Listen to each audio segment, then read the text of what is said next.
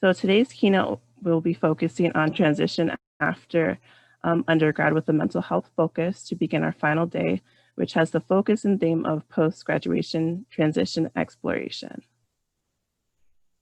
Sorry, I just need to admit, folks. Okay.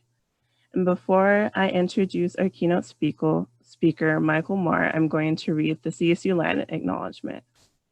So Colorado State University acknowledges with respect that the land that we are on today is the traditional and ancestral homelands of the Arapaho, Cheyenne, and Ute nations and peoples. This was also a site of trade, gathering, and healing for numerous other Native tribes. We recognize the indigenous peoples as original stewards of this land and all relatives within it. As these words of acknowledgement are spoken and heard, the ties nations have to their traditional homelands are renewed and reaffirmed. CSU is founded as a land-grant institution, and we accept that our mission must encompass access to education and inclusion, and significantly that our founding came at a dire cost to Native nations and peoples whose land this university was built upon. This acknowledgement is the education and inclusion we must practice to recognizing our institutional history, responsibility, and commitment. I also forgot to introduce myself. So my name is Nicolette Pierman, pronouns she, her, hers, and I'm a retention specialist with the Academic Advancement Center STEM program. I'm today's keynote monitor, so I'll be introducing our keynote as well as monitoring the questions in the chat box for them. So now I would like to introduce our keynote, Michael Moore, who is from the Laurie Student Center at CSU, by reading their bio.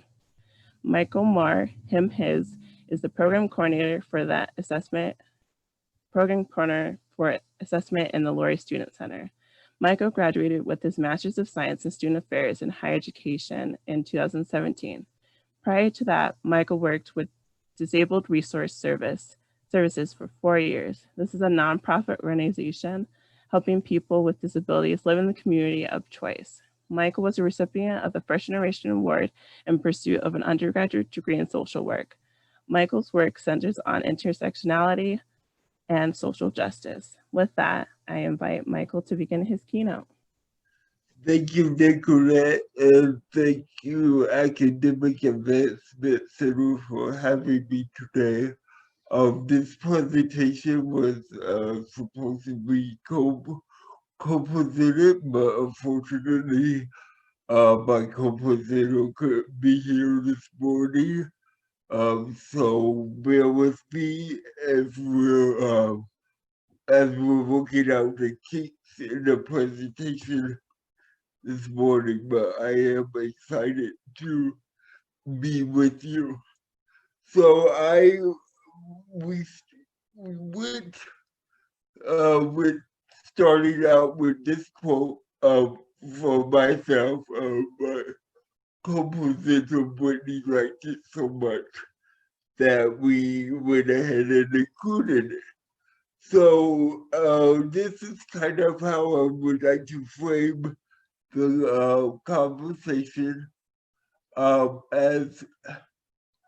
As you all are in grad school or at some point in your post-secondary career, it's important for people to have a network to talk to, of non-judgmental network of people, friends, family, professionals, however you define that, to talk to. A lot of things happen in graduate school that impact your identity.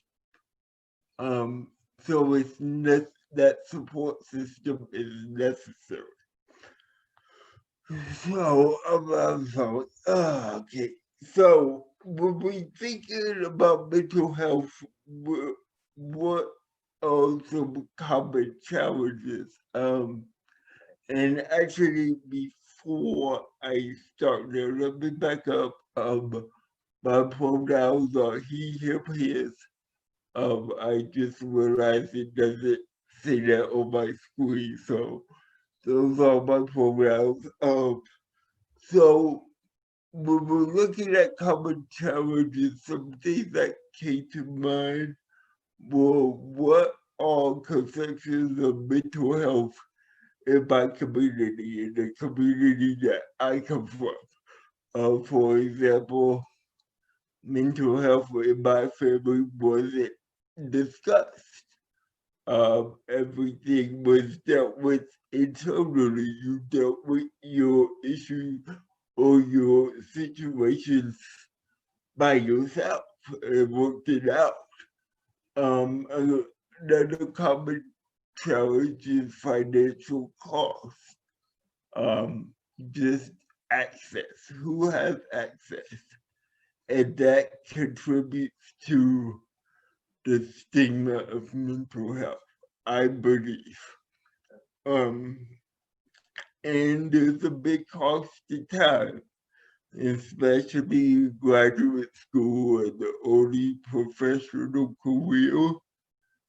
Their mental health and doing what you need to do takes time, and that's the cost. So, what are some of the common responses when we're encountering challenges or different stages of life, especially as first gen students of color, students with disabilities? How what are some of those common responses or responses you may have felt at some point or the other or another? I know I have. So imposter syndrome, um, notorious for grad students to encounter that feeling that I shouldn't be here. I am not good enough to be here. They're gonna find me out at any moment. That is real. Those feelings are real.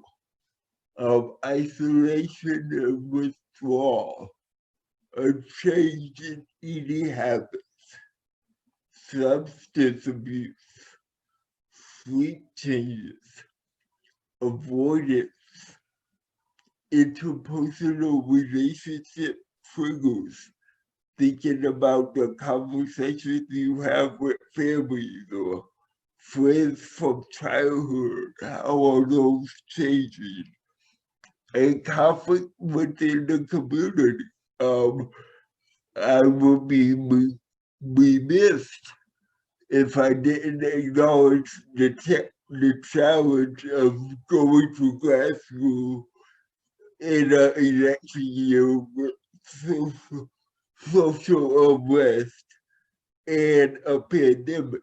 That's just, that's a lot. So it's all a part of you and what you're bringing into the environment. So it's too much for one person to handle, I believe, in my opinion. Um, I've tried and it doesn't work out well. So, and please, if you have questions, go ahead and put them in the chat. I'll be happy to answer them as I go. But I do want to take time out to share a little bit about my story of mental health and kind of takeaways from my journey that I think will assist you as you go forward. So the first point is self-discovery. Um,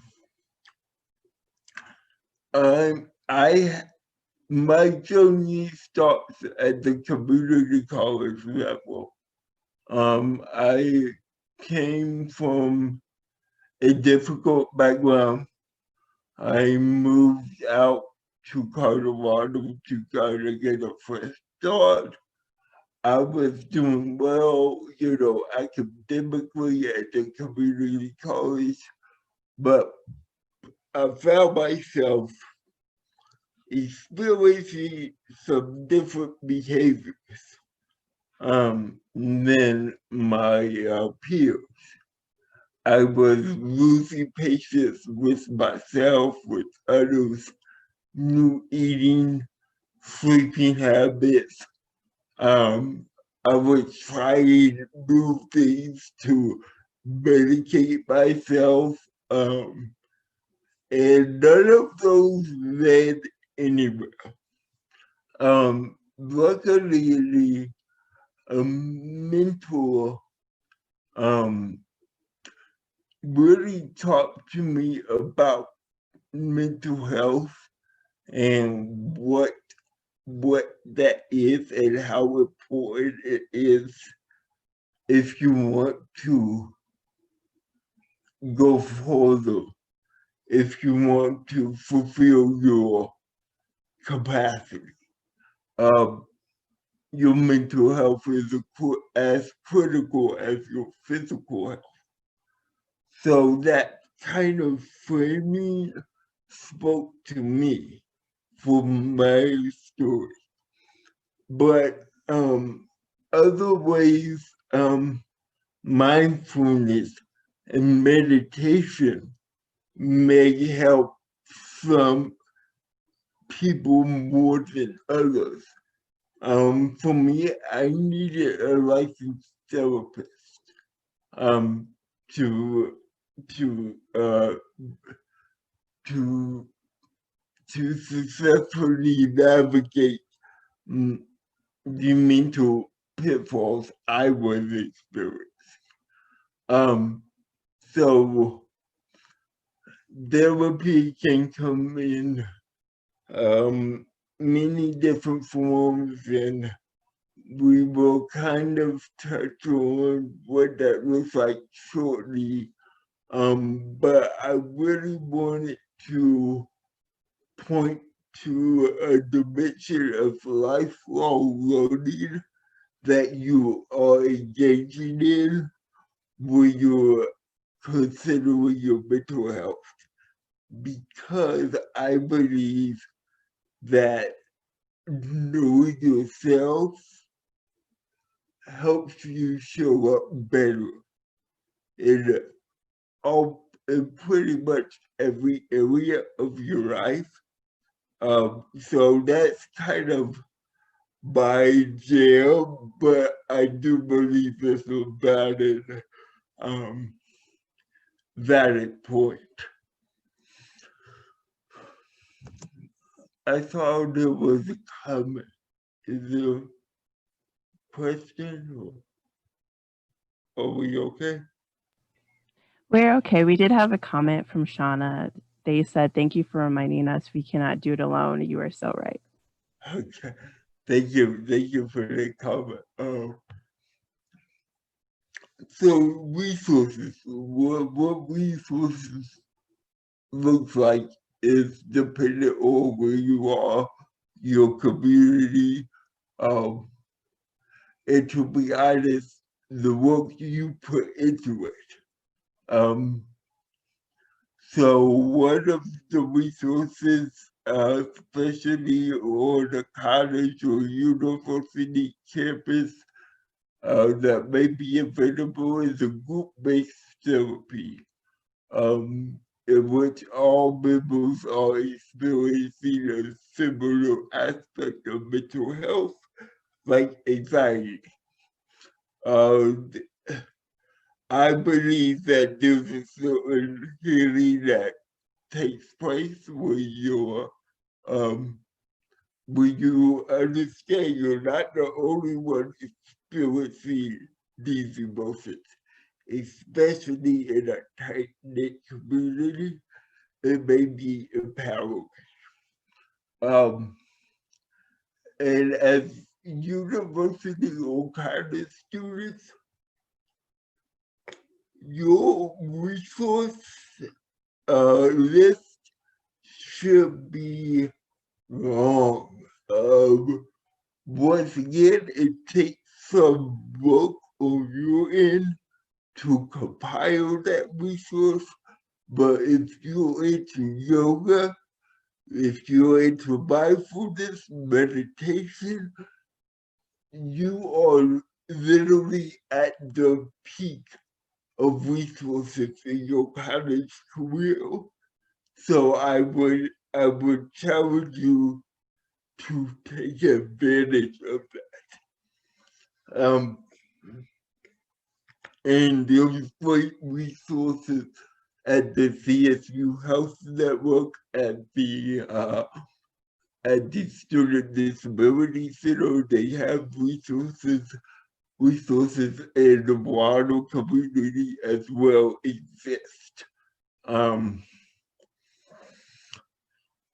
Now, upon graduation, if you acquire insurance through your employer, understand your coverage, understand your plan, the inclusion for mental health, what does your health savings look like? How can you use that to take care of your mental health as well? Um, Employers such as CSU and typically larger-based employers have programs that will grant no-cost sessions a certain amount within a given time frame. That's a great resource too. I also, let me, okay, yeah.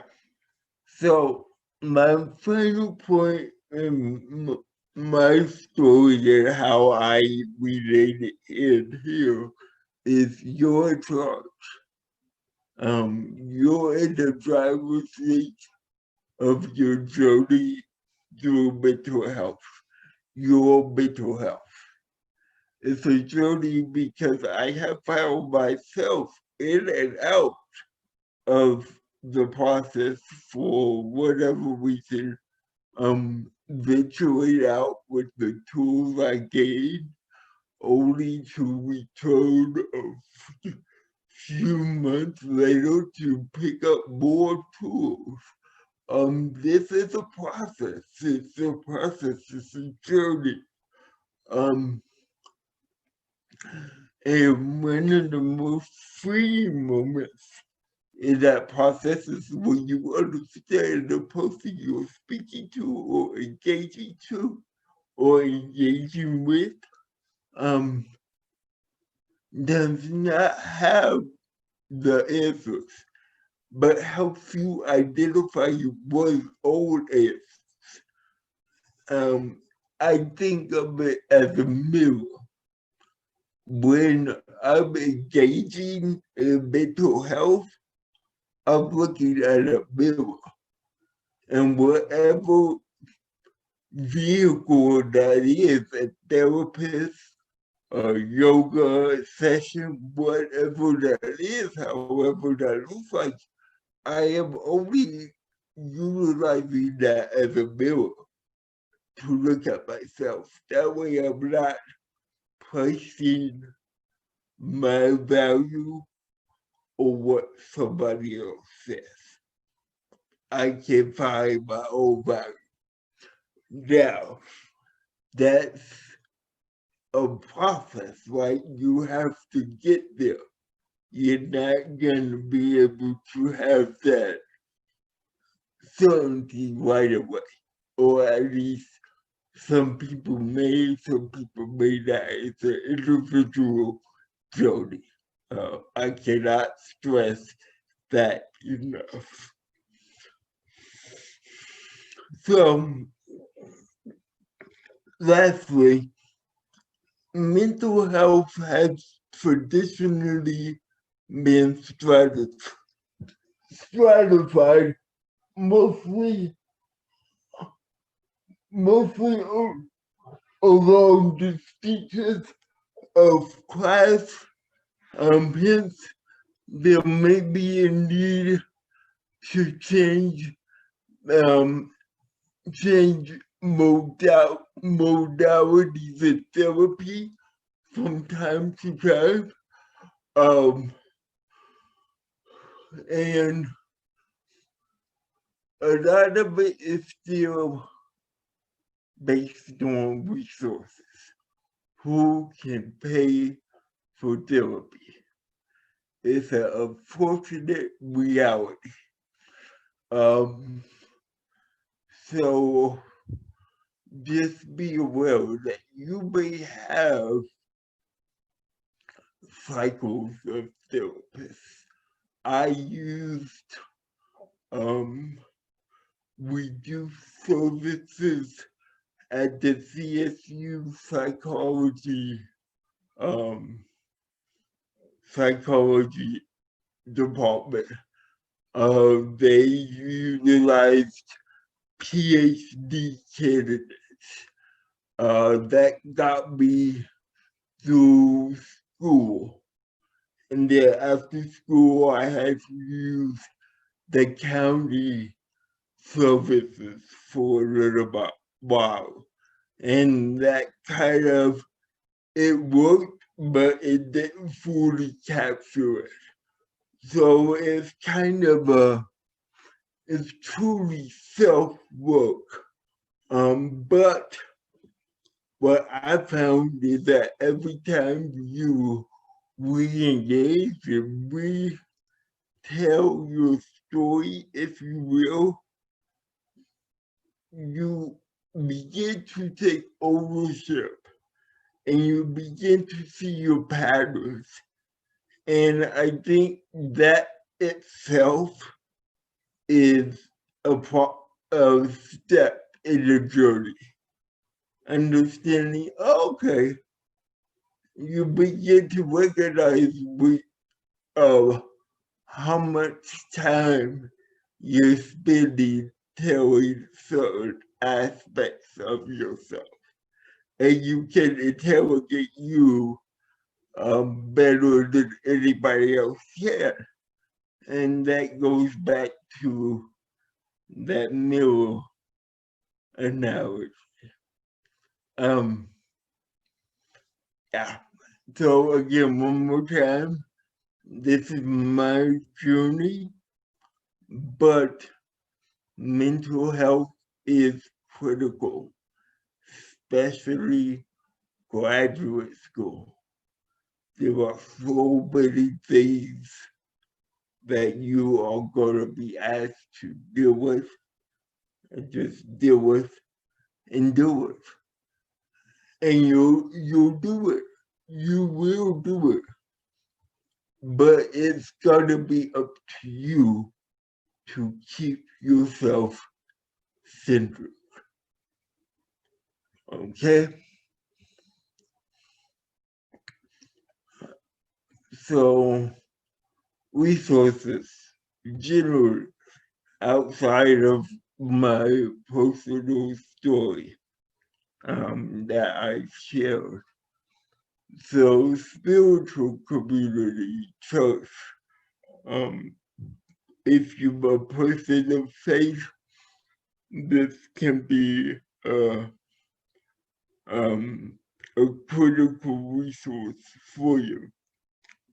Family and friends who don't judge us, that is critical.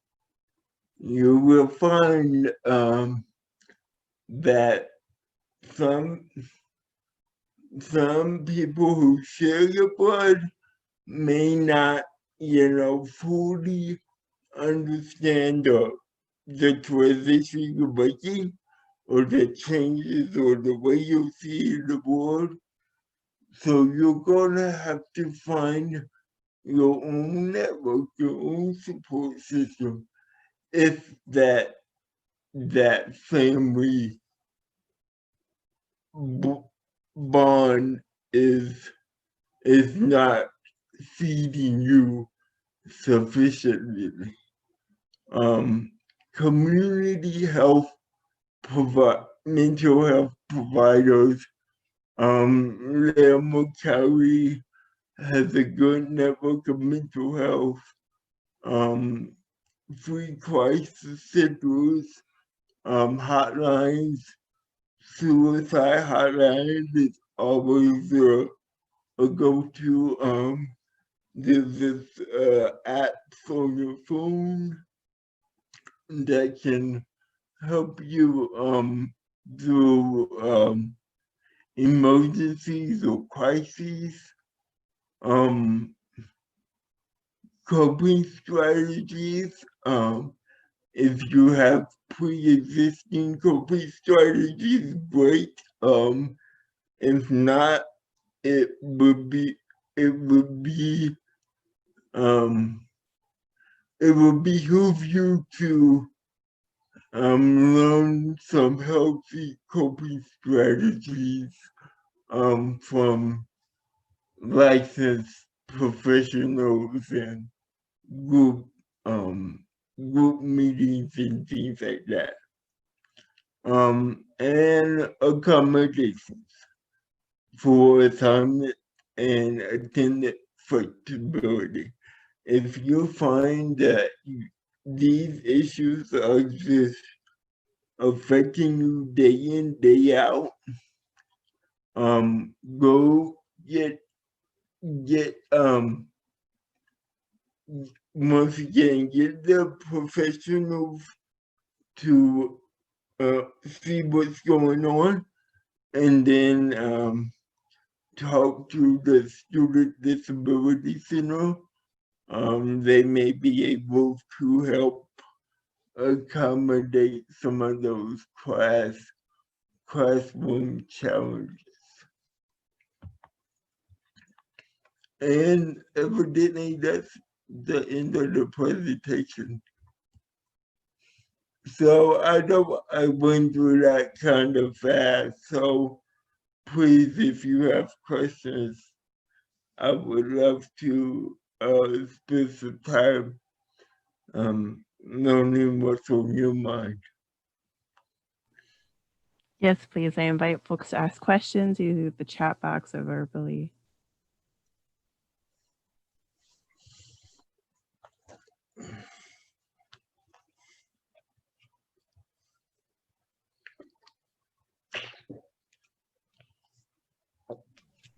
And I'll read a few comments that we have so far while we wait for questions. Okay. We had one from Letty. They said, thank you for sharing pieces of your journey and story with us. And then we had a comment from Shauna. We are in charge and have to remain in control of our mental health. As you said, I appreciate the comment that therapists do not have all the answers, but instead guide us to our own answers. Thank you so much, Michael. Thank you.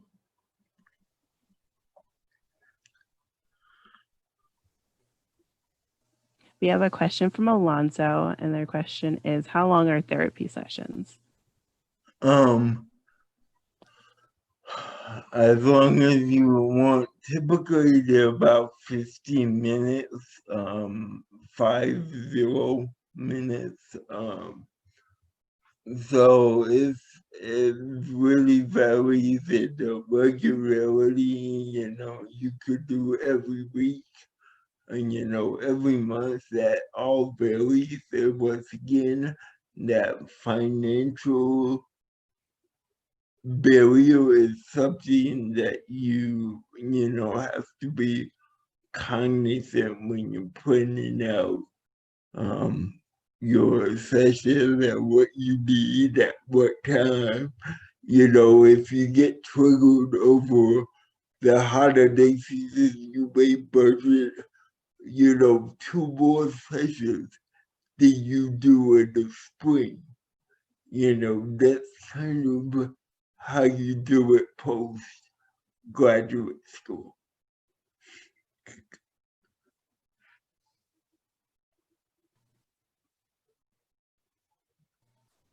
Any other questions or comments that folks have?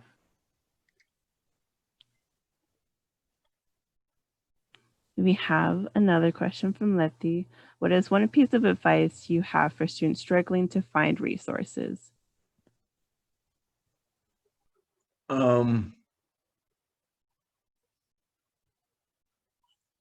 Contact the CSU Health Network. If you're a student, that's the first place I would go.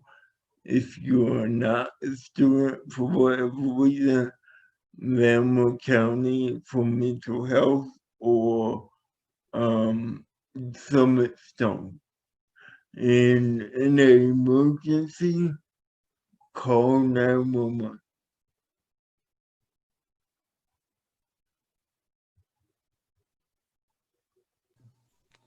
And like you said, thank you. We have another question from Betty. Do you have any recommended questions to ask therapists to help you find out if it will be a good fit?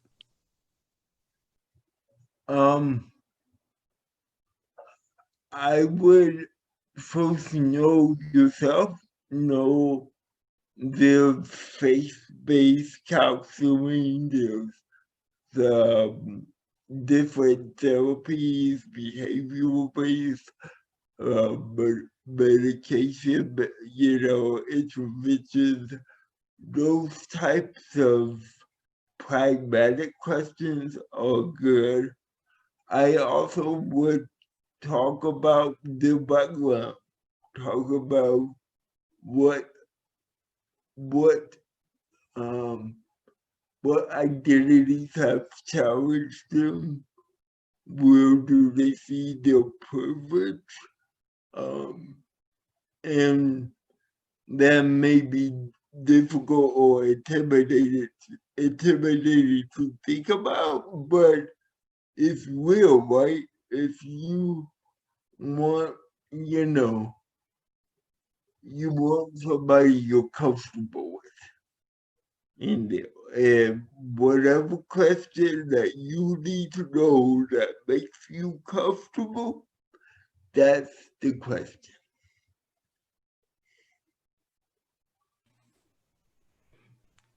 And Betty says, thank you. Any other questions or comments that folks have? We have a question from Shauna. Who have some of your biggest supports been in your academic journey, and how have they helped you be so successful? Wow. Great question. Thank you. My biggest support is my uncle. He's kind of the person that challenged me when I first came to Colorado to kind of see myself further than where I was. So that definitely, I met great friends through student employment, and the different networks that just exist. I was shy coming into school, coming into community college. I felt intimidated. I felt imposter was written all over my face.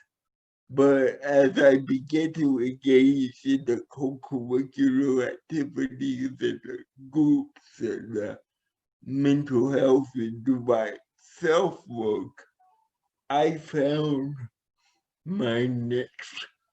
I found like, okay, this is what I need to be successful, and just did that. So thank you for the reflective question.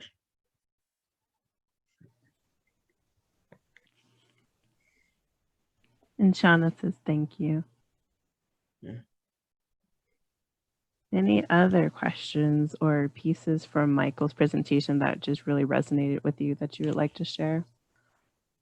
And my email isn't on here, but I am in the student center in the executive director's office, michael.moore at colorado.state.edu.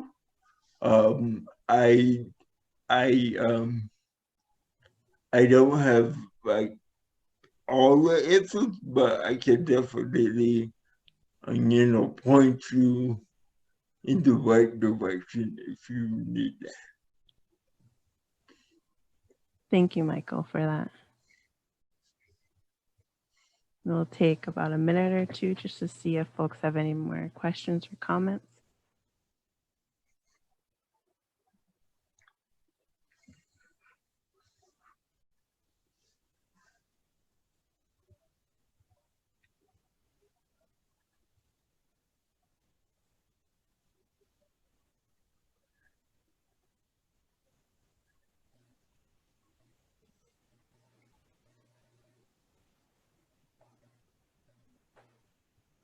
Okay, I think that's all the questions and comments folks had for us. Thank you so much, Michael, for taking the time and energy to be a keynote speaker and just being with us today and sharing pieces of your journey and some great insight of how to navigate and take control of our own mental health journey. I greatly appreciate that. So that concludes our keynote session for this morning. I'll be hanging out in case some folks have more questions or need help navigating to the next session. But our next session will be starting at 10 a.m. and it'll be a gap years presentation. And thank you again, Michael, and thank you, everybody. Thank you.